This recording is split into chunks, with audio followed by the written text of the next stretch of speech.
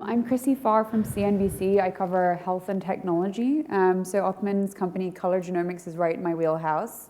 And I just wanted to start out by asking you, you have a genetics company. It's one of the biggest out there now. Have you ever gotten a genetic test? I have. Actually, my relationship with genetics started quite a while ago.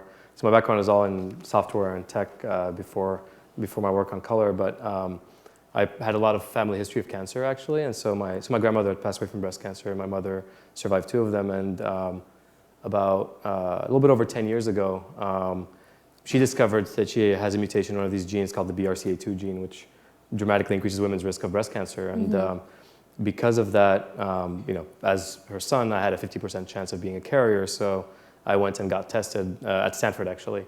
And what was the price of the test at that time? So at the time, actually, I don't even remember. It was probably at least $6,000. And that test today? And today it's still $4,000, so it's still very expensive. But it went through insurance, and but it was at the time where I had to go and do like 4 or 5 different doctor visits in order to get my test. And so it was a huge process, a huge endeavor. So you had a personal experience with this that got you interested in the space, because previously, you've got a background in tech, and a lot of your team hails from Google and Twitter. So why did you decide that you wanted to do a healthcare company? Yeah, it was connected to, partially due to my background. I drove a lot of interest in personally just kind of being interested in that connection between health and genetics. But then about 5 or 6 years ago, I think one of the things that started becoming really striking is, that everyone's seen this graph of how the cost of sequencing has been going down faster than Moore's law. So it's been this incredible drop. So just put in context for people, about the first human genome was sequenced in the year 2000, 2000. That cost about $3 billion. And since then, it was getting divided by somewhere around 8x every year almost. And so, now you can do a whole human genome for under $1,000. Didn't Steve Jobs get his genome done? Yeah, so he was one of the earliest people to get his whole genome done, and at the time, it had already kind of gone down a little bit down that curve, but it was still hundreds of thousands of dollars, exactly. Yeah. But now, you can, do it for, a whole genome for $1,000 or less. But the interesting part and why, I got interested in the space was that it went from being very much where the hard problem was in the lab, in the chemistry, to being a data problem. And so all of a sudden it was possible to generate, mountains of data where the hard thing was to actually extract the signal from them and do things for people with them. So that's where I felt that there was an opportunity to do something as someone with a software and data background. And the basic goal there was to so for people who don't know much about color, just to give a little background, so we took these tests that normally cost $4,000 and dropped the cost by another factor of 10x. So we launched about 2 years ago a test for breast and ovarian cancer risk initially at $250, and since then expanded it to the most common hereditary cancers, but still at a $250 price point, which completely changes the economics of how you can think about genetics. And so when you drop the price that much, it literally becomes ROI positive to sequence every single member of a population. So for example, we work with large self-insured employers, so companies like Visa, SAP, Levi's, et cetera, where they pay for the healthcare of their employees. And so what they do with color is that they offer color to everyone in their employee base for free, and they end up helping save a lot of lives from within their employee base, but then in addition, saving a lot of money doing it, because every late-stage cancer that you prevent, enables you to sequence 1,000 people on the other side. It's literally moving cancer diagnosis by 1 stage, doubles survival, and takes out about 30% of the cost of cancer, which is literally more than any single cancer therapy that we've ever invented. So you guys had a very different strategy in reaching consumers than, say, 23andMe. You said you now do insurance. You take insurance. You go through a doctor, so you have to get a approval from your physician. That's right. And you've gone to employers. And on the other hand, you have 23andMe saying we're all about going direct to consumer and empowerment and health information, and that seems to be kind of their mantra. So why did you decide to take that that different approach? Yeah, so there are two big differences. One is in the actual genetic technology. So what 23andMe and other kind of like ancestry type companies use is what's called SNP testing or genotyping, where they're sampling a very small part of the genome, which is useful to do things like ancestry, but you can actually do real health, deep health with it, like for cancer risk or cardiovascular risk, et cetera.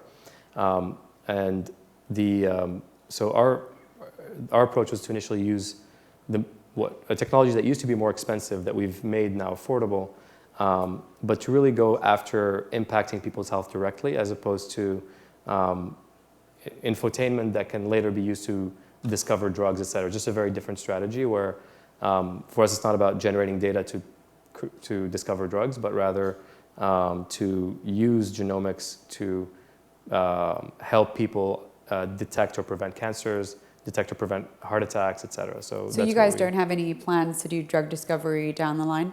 No, our focus is really on delivering public health or population health. So really going after very large populations and moving the healthcare, distribution or cost and impact right now. So this market has massively opened up since the test that you did kind of many years ago from Myriad Genetics, which was thousands of dollars. And now there are lots of companies doing this, Council and Color and many others. What stands out about Color specifically that you think it's a good long-term bet? Yeah, I think we're kind of, we stand out from the pack, I think, in two major ways. One is, from a cost structure standpoint, we've taken the cost, even companies like Council, et cetera, they're still selling tests at thousands of dollars. And we've been able to take another zero off the cost, which turns out is actually not due to the sequencing.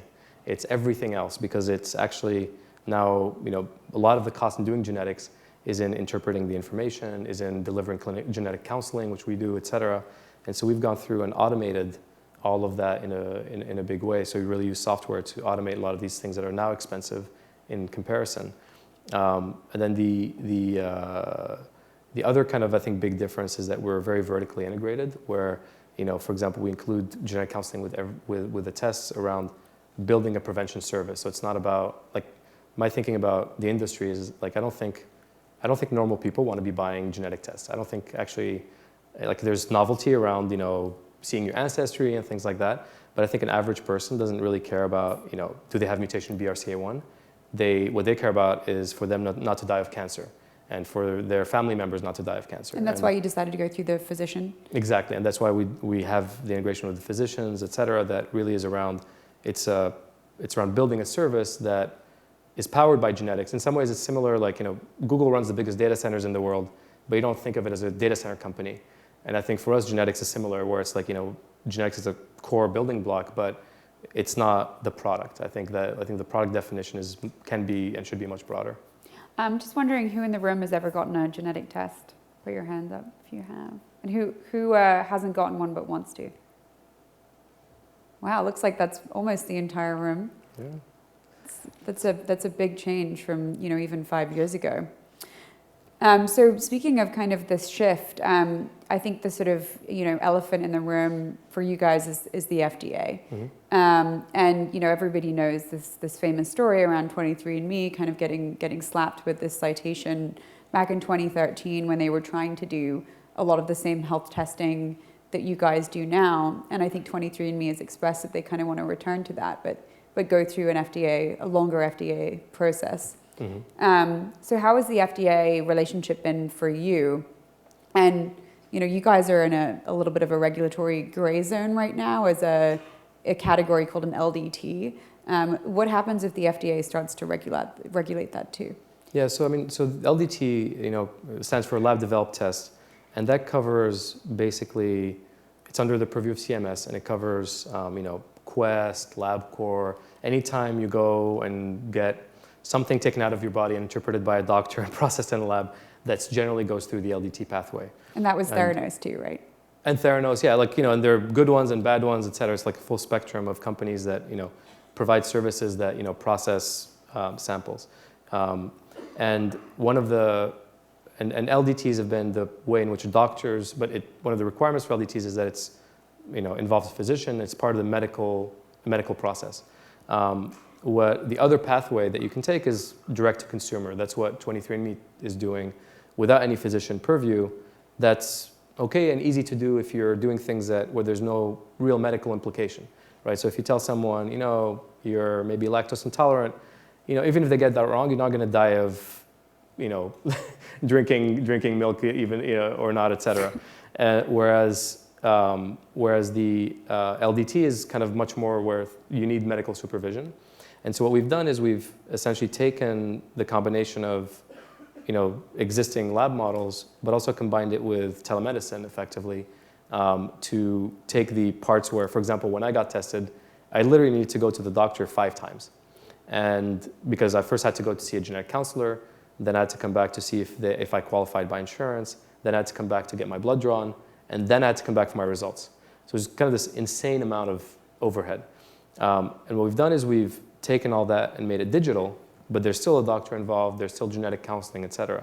And so, really I don't think we're actually in a gray zone at all. We've by now we're one of the largest labs in the US, and we follow kind of like all of the guidelines, except we use digital tools, which has been a huge enabler because I think when people think about access, we think always about cost, right? Like it's kind of, the financial cost. It's, if it costs $4,000, a minimum wage person is never going to be able to afford it out of pocket.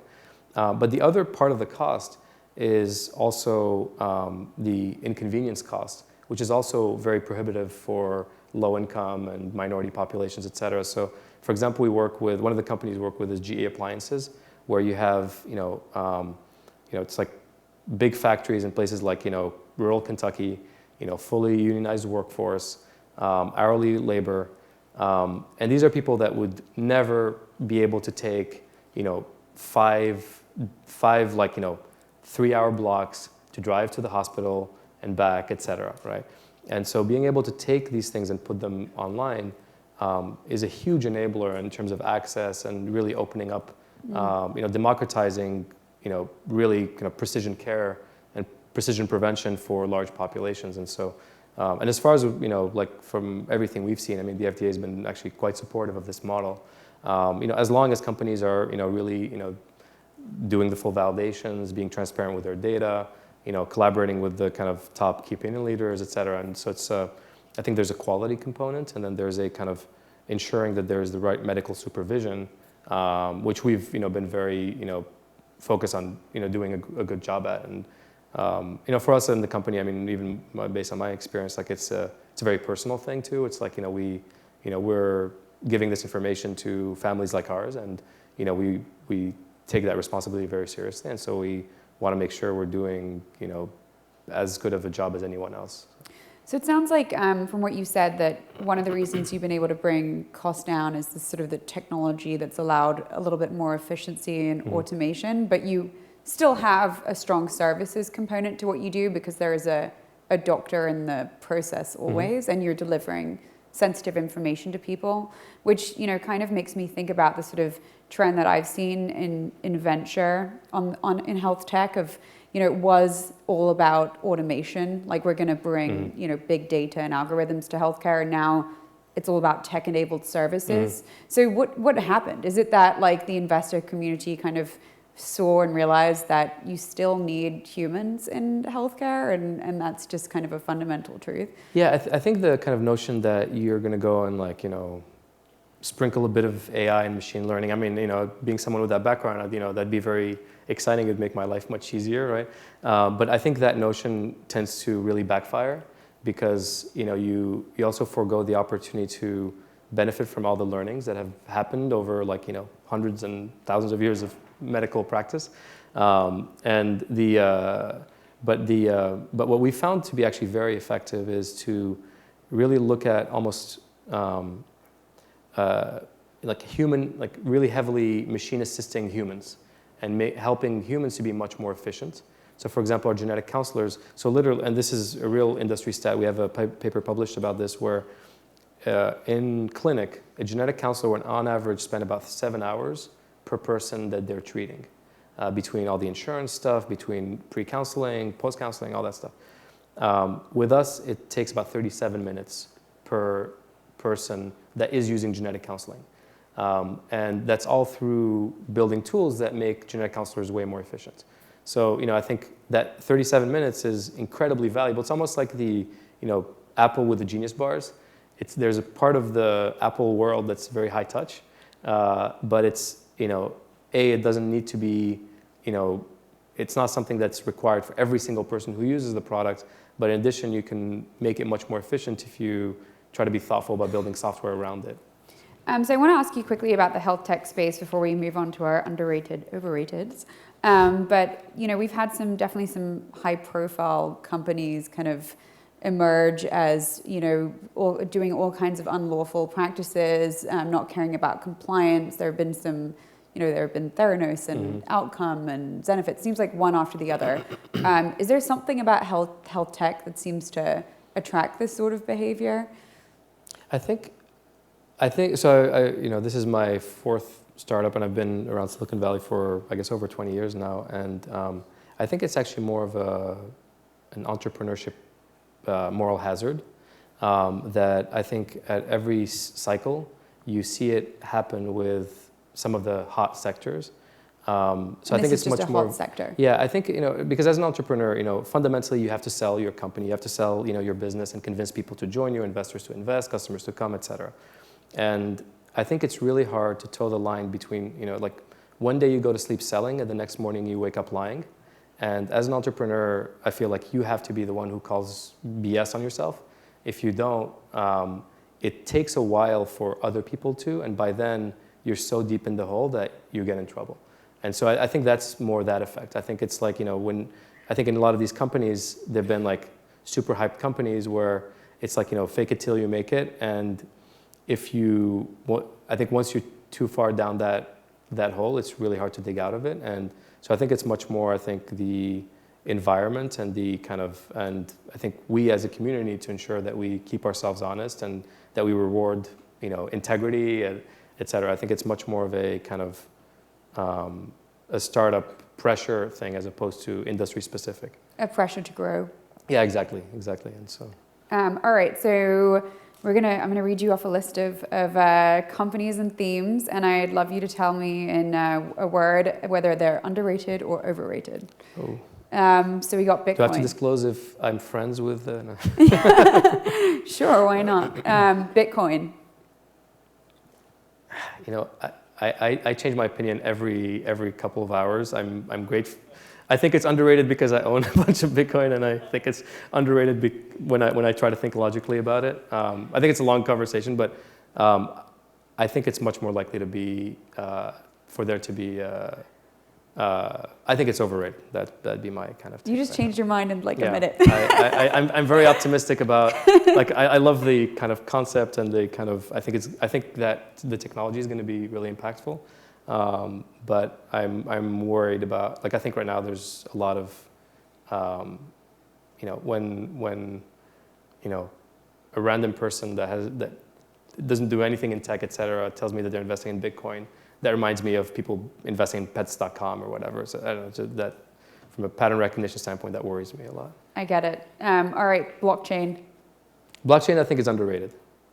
Okay, I really want to have a whole nother talk about that, but another time. AI?